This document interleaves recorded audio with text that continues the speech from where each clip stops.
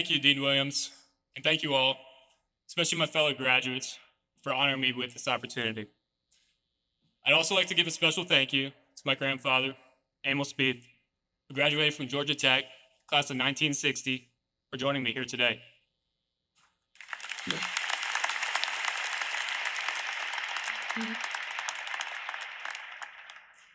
Every time I strap myself into my helicopter, fire up the twin 900 horsepower engines, and begin to climb into the sky, I'm full of excitement and adrenaline.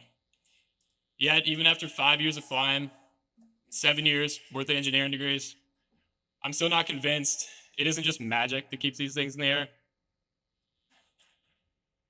In reality, we know it's not magic, but hundreds of thousands of hours, late nights, and cups of coffee ingested by people like you to ensure that our aviators have the most cutting-edge platforms while maintaining the highest standard of safety.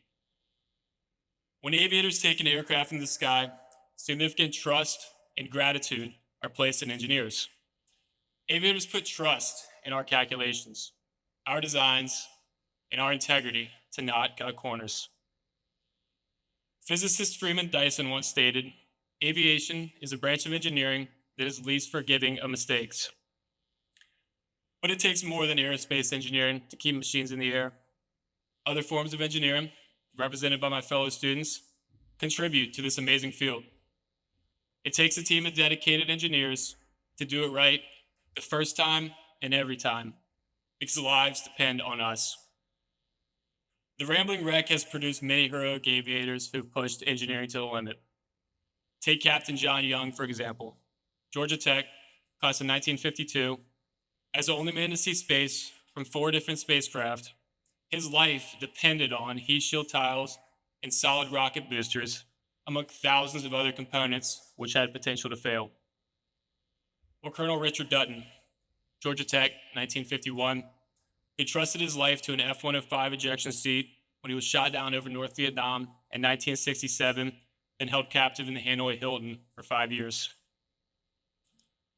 The civilian aviation community also depends on exceptional engineers, such as the airline industry, which has brought many of us safely here today. Or, for example, firefighters in California, Idaho, and my home state in New Mexico, who depend on aerial platforms to save lives and keep vital infrastructure safe from wildfires. These critical responses hinge on the contributions of engineers. As masters in this field, you will all be looked at now and in the future to contribute and provide relief for those in distress, both at home and abroad. While the future for a pilot is a bit uncertain, thanks to the rise in artificial intelligence and unmanned aerial vehicles, the future for engineers is exploding with opportunities. Technologies unimaginable 20 years ago are now being pursued day and night to keep the United States on the bleeding edge. Our ideas and creativity shape that bleeding edge and should motivate us to leave our mark on the world.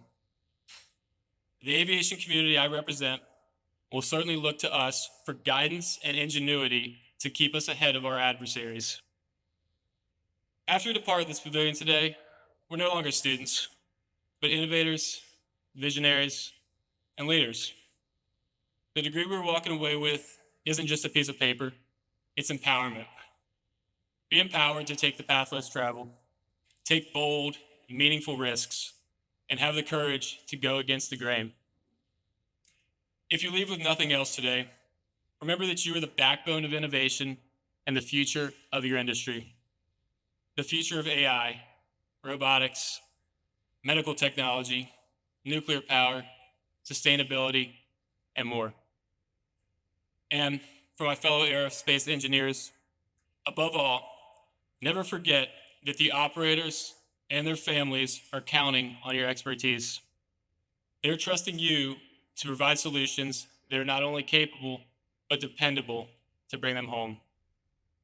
The sky's not a limit, it's your proving ground. Congratulations, graduates.